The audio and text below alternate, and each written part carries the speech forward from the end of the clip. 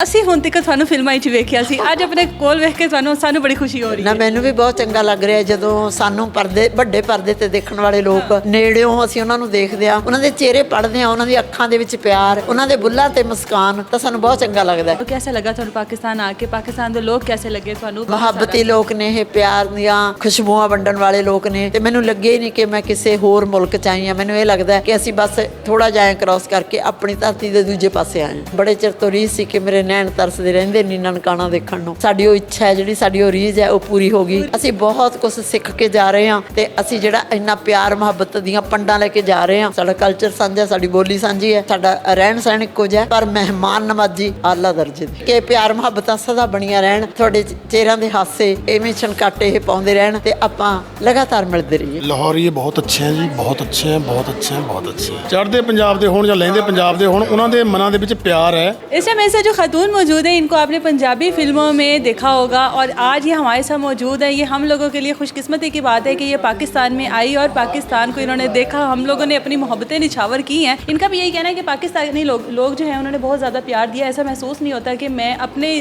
वहाँ की जगह छोड़कर पंजाब से यहाँ पर आई हूँ। और बाकी की बातें इनसे पूछते हैं।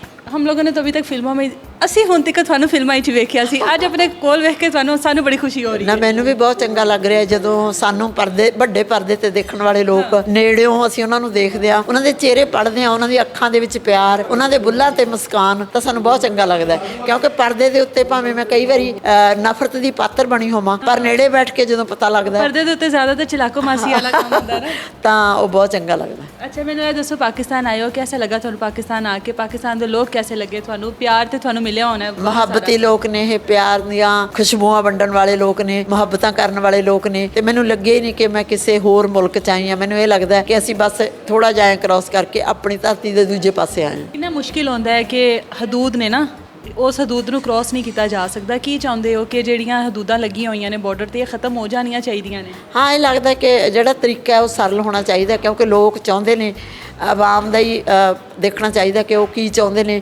ਤੇ ਸਾਰੇ ਲੋਕ ਸ਼ਾਂਤੀਪੂਰਵਕ ਰਹਿਣਾ ਚਾਹੁੰਦੇ ਨੇ। ਤੇ ਮੈਨੂੰ ਇਹ ਲੱਗਦਾ ਕਿ ਮੌਕਾ ਹਰ ਇੱਕ ਨੂੰ ਮਿਲਣਾ ਚਾਹੀਦਾ। ਜਿਵੇਂ ਸਾਨੂੰ ਮੌਕਾ ਮਿਲਿਆ, ਸਾਰੇ ਲੋਕਾਂ ਨੂੰ ਇਸ ਤਰੀਕੇ ਨਾਲ ਮੌਕੇ ਮਿਲਣੇ ਚਾਹੀਦੇ ਨੇ। ਸਿਰਫ ਲਾਹੌਰ ਵਿੱਚ ਹੀ ਆਏ ਹੋ ਹੁਣੇ? ਨਹੀਂ, ਅਸੀਂ ਨਨਕਾਣਾ ਸਾਹਿਬ ਜਾ ਕੇ ਆਏ ਹਾਂ। ਤੇ ਜਦੋਂ ਕਿ ਅਸੀਂ ਨਨਕਾਣਾ ਸਾਹਿਬ ਤੋਂ ਤੁਸੀਂ ਬਰਫੀ ਨਹੀਂ ਖਾਧੀ? ਨਹੀਂ, ਸਾਨੂੰ ਤਾਂ ਇਹ ਲੱਗਦਾ ਕਿ ਜਦੋਂ ਸਾਡੇ ਗੁਰੂ ਦੇ ਦਰਸ਼ਨ ਹੋ ਗਏ, ਬਰਫੀਆਂ ਤਾਂ ਉਹ ਤੋਂ ਬਹੁਤ ਹੇਠਾਂ ਰਹਿ ਗਈਆਂ। ਤੇ ਬੜੇ ਚਿਰ ਤੋਂ ਰੀਝ ਸੀ ਕਿ ਮੇਰੇ ਨੈਣ ਤਰਸਦੇ ਰਹਿੰਦੇ ਨੀ ਨਨਕਾਣਾ ਦੇਖਣ ਨੂੰ, ਪਰ ਇਹ ਲੱਗਦਾ ਕਿ ਸਾਡੀ ਉਹ ਇੱਛਾ ਹੈ, ਜਿਹੜੀ ਸਾਡੀ ਉਹ ਰੀਝ ਹੈ, ਉਹ ਪੂਰੀ ਹੋ ਗਈ। ਤੇ ਉੱਥੋਂ ਇਹ ਸਿੱਖਿਆ ਵੀ ਮਿਲਦੀ ਹੈ ਸਾਰੇ ਲੋਕਾਂ ਨੂੰ ਕਿ ਉਹ ਬਾਬਾ ਨਾਨਕ ਹੈ, ਉਹ ਕੋਈ ਉਹਨੂੰ ਪੀਰ ਕਹਿ ਲੈਂਦਾ, ਕੋਈ ਉਹਨੂੰ ਗੁਰੂ ਕਹਿ ਲੈਂਦਾ, ਪਰ ਉਹ ਇੱਕ ਹੈ। ਉਹਦਾ ਸੁਨੇਹਾ ਵੀ ਇਹੀ ਹੈ, ਇਨਸਾਨੀਅਤ। ਉਸ ਤੋਂ ਬਾਅਦ ਲਾਹੌਰ ਆ ਗਏ ਹੋ? ਹਾਂਜੀ, ਹੁਣ ਲਾਹੌਰ ਆ ਗਏ। ਲਾਹੌਰ ਵਿੱਚ ਹੁਣ ਤੱਕ ਕੀ ਵੇਖਿਆ? ਇਹ ਵੈਸੇ ਚੰਗਾ ਕੀਤਾ ਲਾਹੌਰ ਆ ਗਿਆ। ਲਾਹੌਰ ਵਾਲੇ ਕਹਿੰਦੇ ਨੇ ਜਿਹਨੇ ਲਾਹੌਰ ਨਹੀਂ ਵੇਖਿਆ ਜੰਮਿਆ ਹੀ ਨਹੀਂ। ਹਾਂ, ਅਸੀਂ ਤਾਂ ਜੰਮ ਗਏ ਆ ਬਈ, ਕਿੰਨੇ ਦਿਨ ਹੋ ਗਏ। ਮੈਨੂੰ ਮਸਲਾ ਸੀ ਲਾਹੌਰ ਵੇਖ ਕੇ ਬਗੈਰ ਚਲੇ ਜਾਂਦੇ ਤਾਂ ਗਿਲਾ ਹੀ ਰਹਿ ਜਾਣਾ ਸੀ, ਜੰਮੇ ਹੀ ਕੋਈ ਨਹੀਂ। ਨਹੀਂ, ਅਸੀਂ ਆਏ ਦੇਖਣਾ। ਅਸੀਂ ਆਏ ਹੀ ਦੇਖਣ ਸੀ, ਕਿਉਂਕਿ ਇੱਕ ਪੰਜਾਬੀ ਕਾਨਫਰੰਸ ਹੋਈ ਹੈ ਪੰਜਾਬੀ ਪ੍ਰਚਾਰ ਸੰਸਥਾ ਵੱਲੋਂ, ਪੰਜਾਬੀ ਮਾਂ ਬੋਲੀ ਤੇ ਉਹਨਾਂ ਦੇ ਸੱਦੇ ਤੇ ਅਸੀਂ ਆਏ ਹਾਂ। ਬਹੁਤ ਚੰਗਾ ਲੱਗਿਆ। 3 ਦਿਨਾਂ ਦਾ ਜਿਹੜਾ ਉਹ ਫੰਕਸ਼ਨ ਸੀ, ਬਹੁਤ ਹੀ ਸਕਸੈਸਫੁਲ ਹੋ ਨਿਬੜਿਆ। ਅਸੀਂ ਬਹੁਤ ਕੁਝ ਸਿੱਖ ਕੇ ਜਾ ਰਹੇ ਹਾਂ ਤੇ ਬਹੁਤ ਜਿਹੜੇ ਉੱਥੇ ਪੈਨਲ ਸੀਗੇ, ਬਹੁਤ ਉਹਨਾਂ ਨੇ ਪਾਏਦਾਰ ਗੱਲਾਂ ਕੀਤੀਆਂ ਨੇ। ਤੇ ਅਸੀਂ ਜਿਹੜਾ ਇੰਨਾ ਪਿਆਰ ਮੁਹੱਬਤ ਦੀਆਂ ਪੰਡਾਂ ਲੈ ਕੇ ਜਾ ਰਹੇ ਹਾਂ, ਤੇ ਅਸੀਂ ਜਾ ਕੇ ਉਹਨਾਂ ਲੋਕਾਂ ਨੂੰ ਪੰਡਾਂ ਤੁਸੀਂ ਲੈ ਕੇ ਜਾ ਰਹੇ ਹੋ, ਤੇ ਫਿਰ ਵਾਪਸੀ ਤੇ ਕੋਈ ਸਮਾਨ ਵੱਧ ਗਿਆ ਤਾਂ ਫਿਰ? ਨਹੀਂ, ਇਹ पंडा नहीं ਅਸੀਂ ਛੱਡਦੇ, ਸਮਾਨ ਛੱਡ जाएंगे। अच्छा, कोई खाना वगैरह यहाँ का कोई बहुत मज़े का लगा? वैसे तो हमारे खाने सबके एक जैसे ही होते हैं, तकरीबन हमारे कल्चर एक जैसे। ना, ये खाना साडा साझा है, साडा कल्चर साझा, साडी बोली साझी है, साडा रहन सहन इक्को जिहा, कोई इहो जी गल नहीं, पर मेहमान नवाजी आला दर्जे दी। आला दर्जे दी। बाज़ारां विच नहीं गए हुणे, शॉपिंग वगैरह नहीं कीती?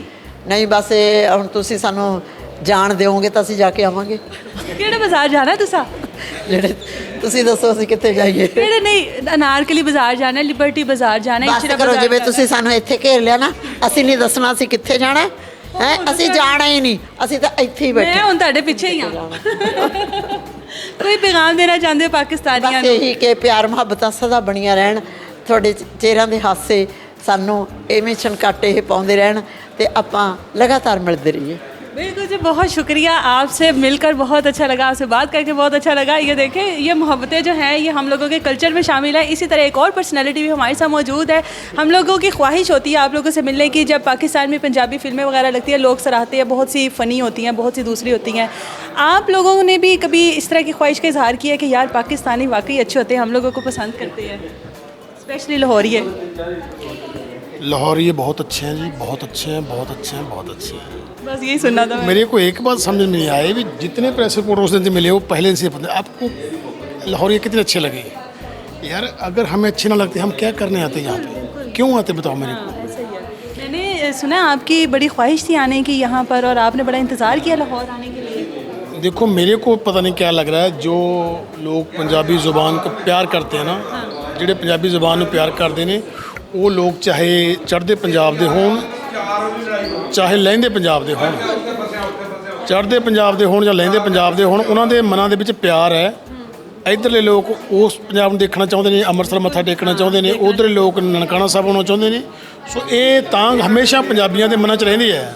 ਤੁਸੀਂ ਫਿਰ ਨਨਕਾਣਾ ਸਾਹਿਬ ਵੀ ਹੋ ਕਰ ਆਏ ਹੋਵੋਗੇ, ਉਹ ਕੀ ਫੀਲਿੰਗ ਸਨ ਤੁਹਾਡੀਆਂ ਜਦੋਂ ਤੁਸੀਂ ਨਨਕਾਣਾ ਸਾਹਿਬ ਗਏ?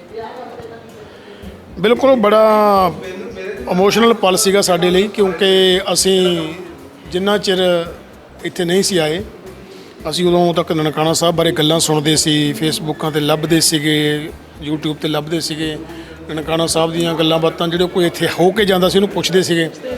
ਸੋ ਸਾਡੇ ਲਈ ਇੱਕ ਐਕਸਾਈਟਮੈਂਟ ਤਾਂ ਹੈਗੀ ਸੀਗੀ ਕਿ ਅਸੀਂ ਉਹ ਨਨਕਾਣਾ ਸਾਹਿਬ ਦੇਖੀਏ, ਕਿਉਂਕਿ ਇਹ ਸਾਡਾ ਇੱਕ ਬਹੁਤ ਵੱਡਾ ਇਤਿਹਾਸ ਹੈ। ਬਾਬੇ ਨਾਨਕ ਦੀ ਉਹ ਧਰਤੀ ਹੈ, ਸਾਡੀ ਪਹਿਲੀ ਪਾਤਸ਼ਾਹੀ ਦੀ, ਜਿਨ੍ਹਾਂ ਨੇ ਸਾਰੀ ਦੁਨੀਆ ਲਈ ਇੱਕ ਉਪਦੇਸ਼ ਸਾਂਝਾ ਗਿਆਨ ਦਿੱਤਾ। ਸੋ ਉਹ ਇੱਕ ਲਾਈਫ ਦੀ ਬਹੁਤ ਬੜੀ ਫਿਲਾਸਫੀ ਹੈ। ਸੋ ਸਾਨੂੰ ਲੱਗਦਾ ਸੀ ਕਿ ਜੇ ਸਾਨੂੰ ਲਾਈਫ ਦੇ ਵਿੱਚ ਮੌਕਾ ਮਿਲੇ, ਜਿੱਥੇ ਅਸੀਂ ਹੋਰ ਇੰਨੇ ਕੰਟਰੀ 'ਚ ਘੁੰਮਦੇ ਹਾਂ, ਸੋ ਸਾਨੂੰ ਉਹ ਧਰਤੀ 'ਤੇ ਇੱਕ ਵਾਰ ਜ਼ਰੂਰ ਜਾਣਾ ਚਾਹੀਦਾ। ਅੱਜ ਫਿਰ ਉਸ ਧਰਤੀ 'ਤੇ ਆ ਗਏ, ਹੁਣ ਤੇ ਵਾਪਸੀ ਦੀਆਂ ਤਿਆਰੀਆਂ ਨੇ, ਕੀ ਪੈਗਾਮ ਦੇਵੋਗੇ ਇਸ ਧਰਤੀ ਦੇ ਰਹਿਣ ਵਾਲਿਆਂ ਨੂੰ? ਦੇਖੋ ਸਭ ਤੋਂ ਵੱਡੀ ਗੱਲ ਇਹ ਹੈ ਲਾਈਫ ਦੇ ਵਿੱਚ, ਮੈਨੂੰ ਜਿੰਨੀ ਮੈਂ ਆਪਣੀ, ਤੁਸੀਂ ਉਹਨੂੰ ਪਤਾ ਨਹੀਂ ਕੀ ਕਹਿੰਦੇ ਹੋ ਸ਼ਬਦਾਂ 'ਚ, ਮੈਂ ਅਕਲ ਕਹਿਣਾ, ਜਿੰਨਾ ਕੁ ਦਿਮਾਗ, ਅਕਲ ਹੀ ਕਹਿੰਦੇ, ਜਿੰਨੀ ਕੁ ਮੈਨੂੰ ਅਕਲ ਮੇਰੇ ਕੋਲ ਹੈਗੀ ਹੈ, ਮੈਂ ਘੁੰਮ ਫਿਰ ਕੇ ਜਿੰਨਾ ਗਿਆਨ ਹਾਸਲ ਕੀਤਾ। ਸੋ ਮੈਨੂੰ ਇਹ ਲੱਗਦਾ ਕਿ ਇੱਕੋ ਜ਼ਿੰਦਗੀ ਹੈ, ਇਹ ਜ਼ਿੰਦਗੀ ਬਾਰ-ਬਾਰ ਨਹੀਂ ਮਿਲਦੀ। ਸੋ ਤੁਹਾਨੂੰ ਇਸ ਜ਼ਿੰਦਗੀ ਦੇ ਵਿੱਚ ਨਾ ਬੜੇ ਪਿਆਰ ਮੁਹੱਬਤ ਤੇ ਖਲੂਸ ਦੇ ਨਾਲ ਰਹਿਣਾ ਚਾਹੀਦਾ, ਕਿਉਂਕਿ ਜਿਹੜਾ ਇੱਕ ਇਨਸਾਨੀ ਜਜ਼ਬਾ ਹੈ ਉਹ ਚਾਹੇ ਜ਼ੁਬਾਨ ਥੋੜੀ ਲੱਗ ਵੀ ਹੋਵੇ। ਅਸੀਂ ਅਦਰ ਕੰਟਰੀਜ਼ ਜਾਂਦੇ ਹਾਂ, ਉਹ ਕਈ ਵਾਰ ਸਾਡੀ ਭਾਸ਼ਾ ਨਹੀਂ ਸਮਝਦੇ, ਸਾਡੀ ਜ਼ੁਬਾਨ ਨਹੀਂ ਸਮਝਦੇ, ਪਰ ਉਹ ਲੋਕ ਵੀ ਤੁਹਾਨੂੰ ਪਿਆਰ ਕਰਦੇ ਨੇ। ਹਰ ਬੰਦੇ ਨੂੰ ਲੱਗਦਾ ਕਿ ਇਹ ਜਿਹੜਾ ਬਾਹਰੋਂ ਬੰਦਾ ਆਇਆ ਮੇਰੇ ਮੁਲਕ 'ਚ ਆਇਆ, ਸੋ ਮੇਰੇ ਮੁਲਕ ਲਈ ਚੰਗਾ ਬੋਲੇ, ਮੇਰੇ ਮੁਲਕ ਲਈ ਚੰਗਾ ਕੰਮ ਕਰੇ, ਅਤੇ ਮੇਰੇ ਮੁਲਕ ਦੇ ਵਿੱਚੋਂ ਜਦੋਂ ਜਾਵੇ ਕੋਈ ਚੰਗਾ ਪ੍ਰਭਾਵ ਲੈ ਕੇ ਜਾਵੇ, ਚੰਗੀਆਂ ਚੀਜ਼ਾਂ ਲੈ ਕੇ ਜਾਵੇ, ਅਤੇ ਲੋਕਾਂ ਨੂੰ ਦੱਸੇ ਕਿ ਮੈਂ ਫਲਾਣ ਮੁਲਕ 'ਚ ਗਿਆ ਸੀਗਾ ਅਤੇ ਉੱਥੇ ਆਹ ਚੀਜ਼ਾਂ ਚੰਗੀਆਂ ਸੀਗੀਆਂ। ਸੋ ਇਸ ਕਰਕੇ ਮੈਨੂੰ ਲੱਗਦਾ ਕਿ ਸਾਡੇ ਕੋਲ ਇੱਕੋ ਜ਼ਿੰਦਗੀ ਹੈ, ਸਾਨੂੰ ਇਹ ਜ਼ਿੰਦਗੀ ਦੇ ਵਿੱਚ ਪਿਆਰ ਮੁਹੱਬਤਾਂ ਬਣਨੀਆਂ ਚਾਹੀਦੀਆਂ ਜੀ। ਇੱਕ ਮਤਲਬ ਲੋਗੋ ਆ, ਕਹਿੰਦੇ ਜੀਓ ਔਰ ਜੀਣੇ ਦੋ ਦੀ ਜੋ ਉਹ ਗੱਲ ਹੈ ਨਾ, ਉਹਦੇ ਉੱਤੇ ਕਾਇਮ ਰਹਿਣਾ ਚਾਹੀਦਾ ਕਿ ਅਸੀਂ ਜ਼ਿੰਦਗੀ ਜਿਉਣੀ ਹੈ ਅਤੇ ਦੂਜਿਆਂ ਨੂੰ ਵੀ ਜਿਉਣ ਦੇਣੀ ਹੈ। ਤੁਹਾਨੂੰ ਇਸ ਗੱਲ 'ਤੇ ਅਮਲ ਕਰਨਾ ਚਾਹੀਦਾ। ਸੋ ਜੇ ਆਪਾਂ ਚਾਹੁੰਦੇ ਹਾਂ ਕਿ ਸਾਡੀ ਫੈਮਿਲੀ ਖੁਸ਼ ਰਹੇ ਤਾਂ ਦੂਜੇ ਦੀ ਫੈਮਿਲੀ ਨੂੰ ਵੀ ਖੁਸ਼ ਰੱਖਣਾ ਚਾਹੀਦਾ। ਸੋ ਮੈਨੂੰ ਇਹ ਲੱਗਦਾ।